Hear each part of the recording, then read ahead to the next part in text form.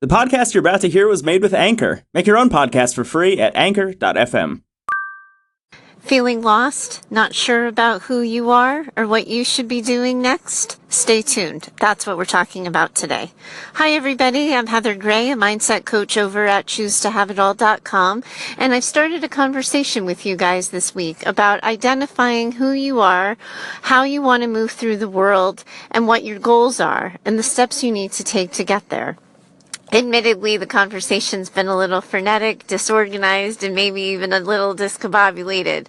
I didn't plan all of this, right? And that's what I was talking to you guys about yesterday, that this is a show and a conversation that I started entirely spontaneously. I just decided to say yes and decide what happens next.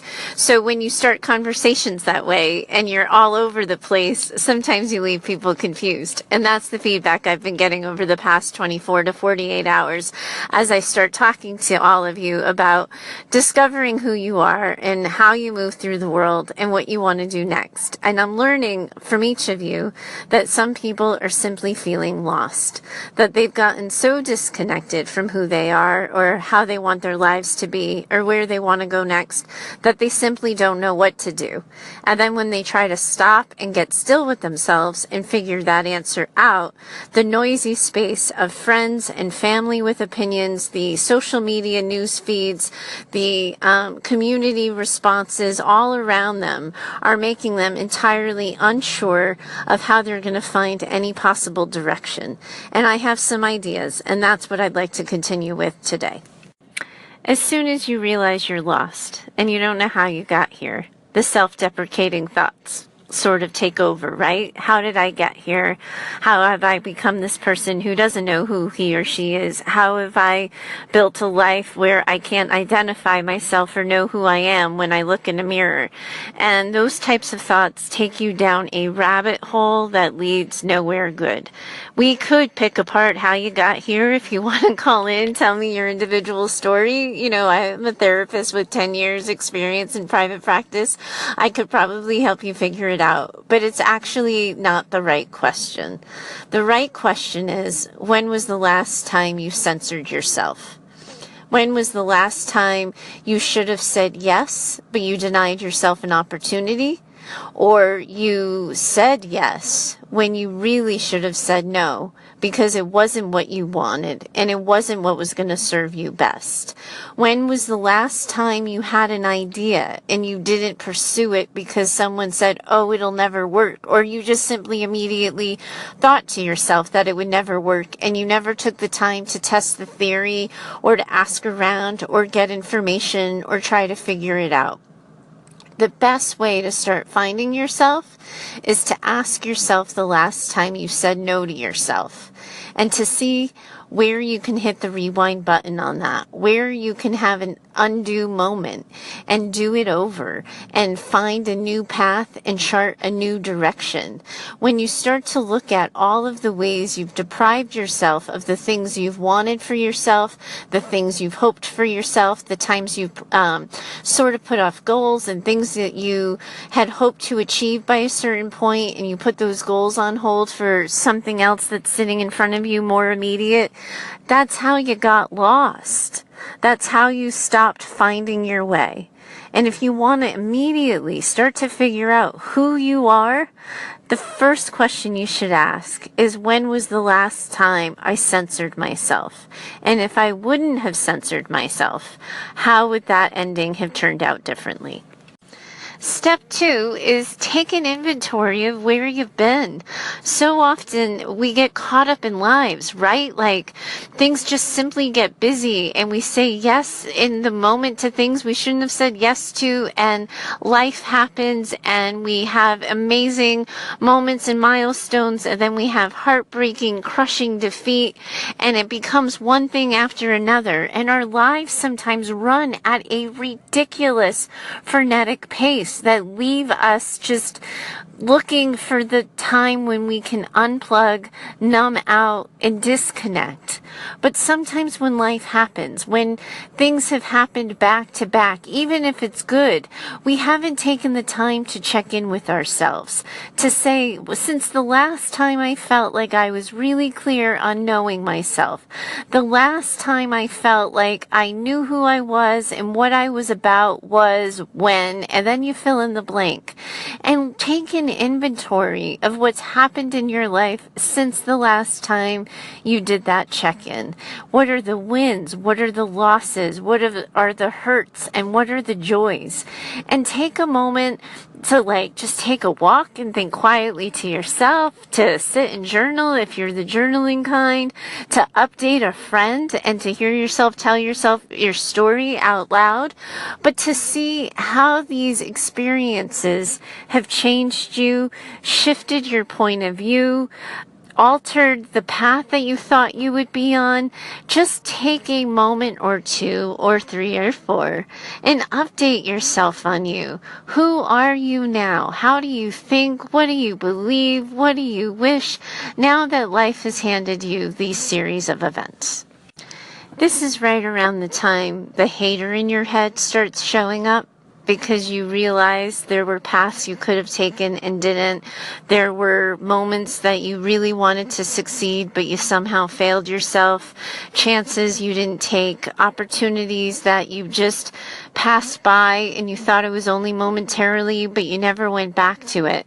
And then other times, another voice that isn't your own starts popping through your head. And it's all of the reasons why you can't, why it wouldn't work, who are you to start thinking these things.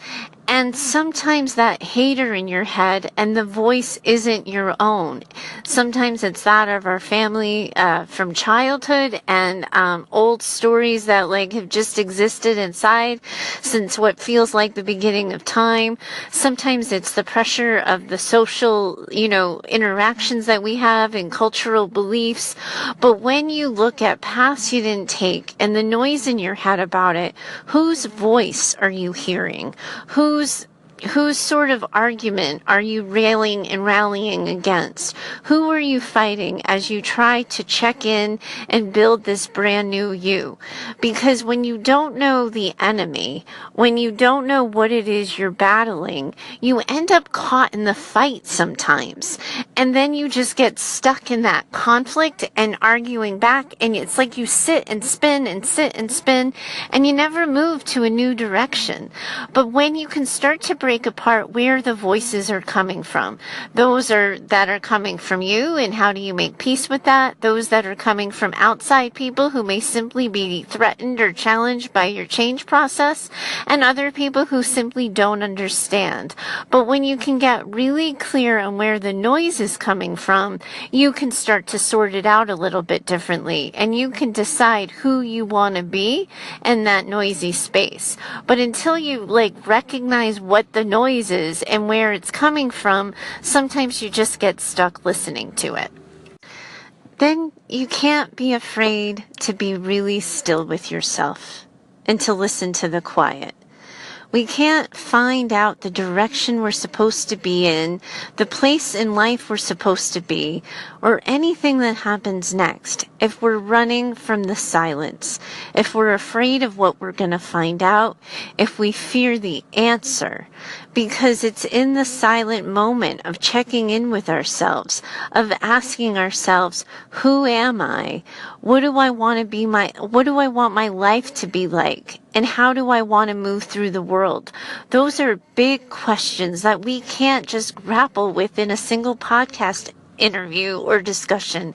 It's just one moment, but it's one moment that will become another moment that leads to another moment of questioning yourself, of, am I living a life that feels consistent with who I am and who I want to be? Is this how I want to move through the world? If I was already the person I wanted to be, what would that person be doing right now? And how close to that person and that life am I? And then when you get caught up in decision making and you're not sure what to do next, you do whatever the answer is. You make the choice that gets you closer to the person you want to be and the life you want to have. And you just take a step, because that first step will lead to your next step. But so many people get caught up in the decision-making process.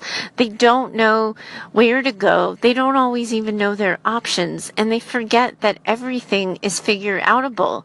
Everything is Googleable.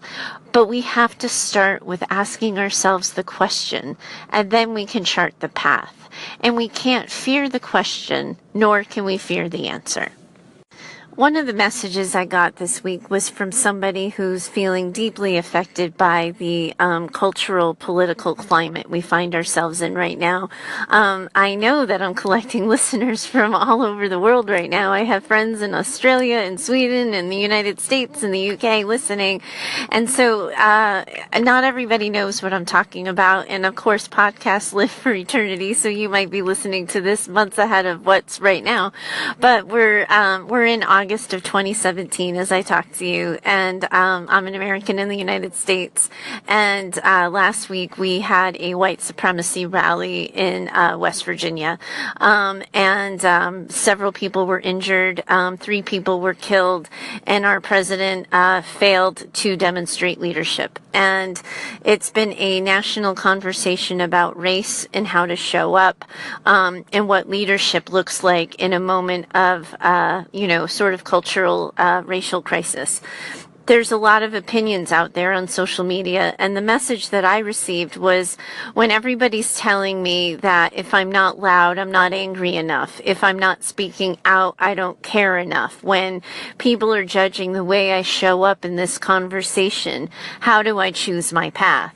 And I see it myself. I think that people have predefined what outrage is supposed to look like, what intolerance is supposed to look like, what advocacy is supposed to look like.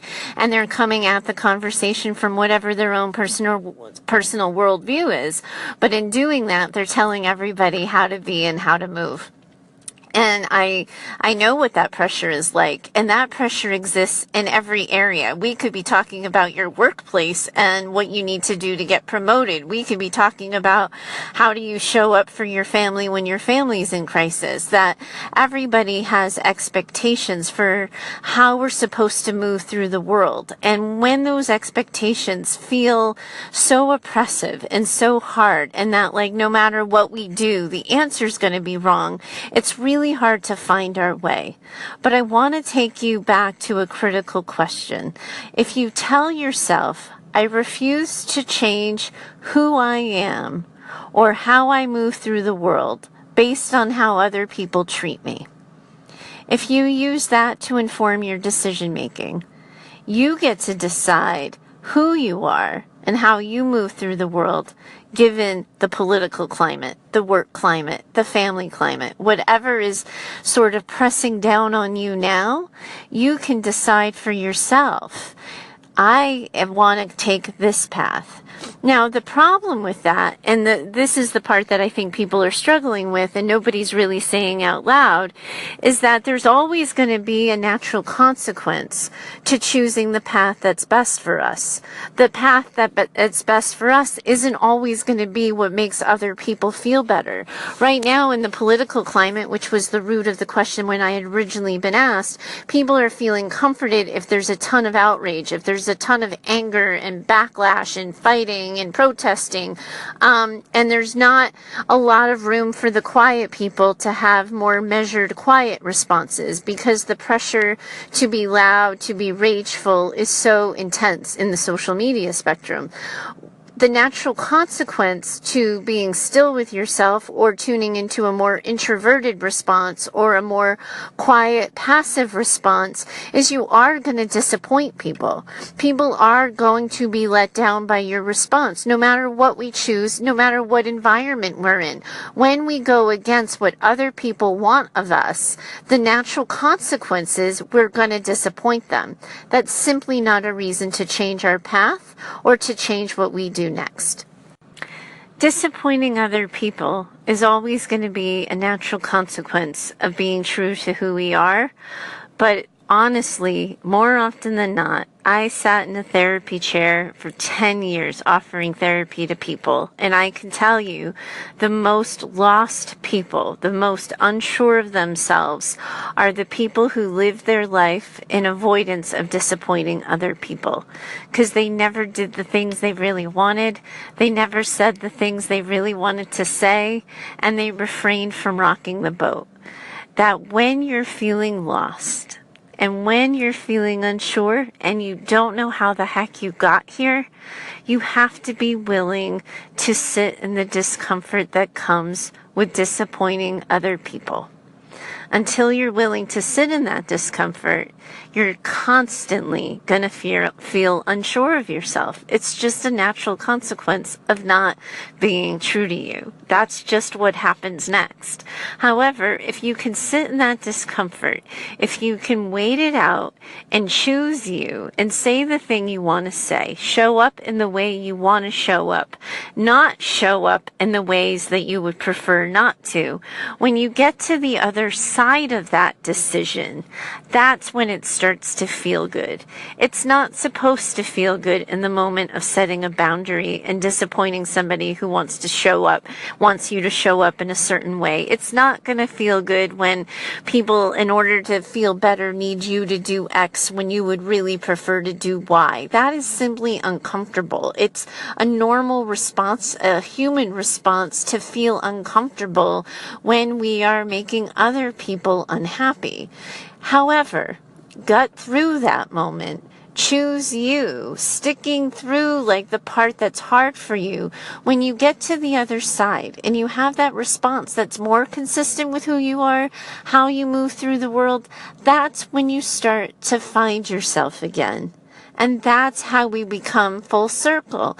It's not going to happen with the first time you do that. And it's not going to happen the second time.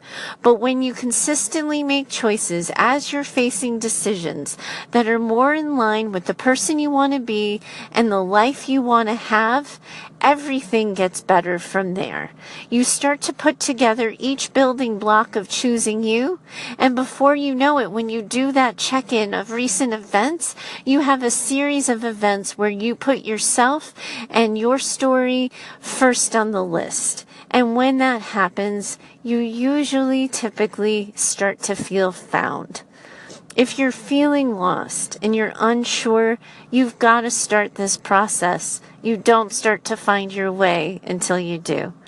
Thanks so much for listening today, and I hope I've given you some things to think about. And please do keep the emails coming. Some of you may not know how to find me on email, so find me over at heather@choosetohaveitall.com.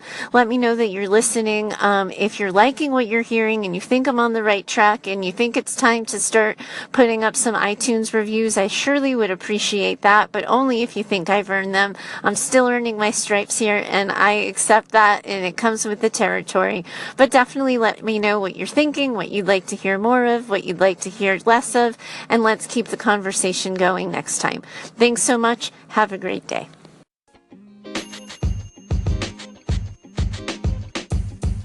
The podcast you just heard was recorded with Anchor. If you want to make your own, download the Android or iOS app completely free from anchor.fm/podcast. That's anchor.fm/podcast.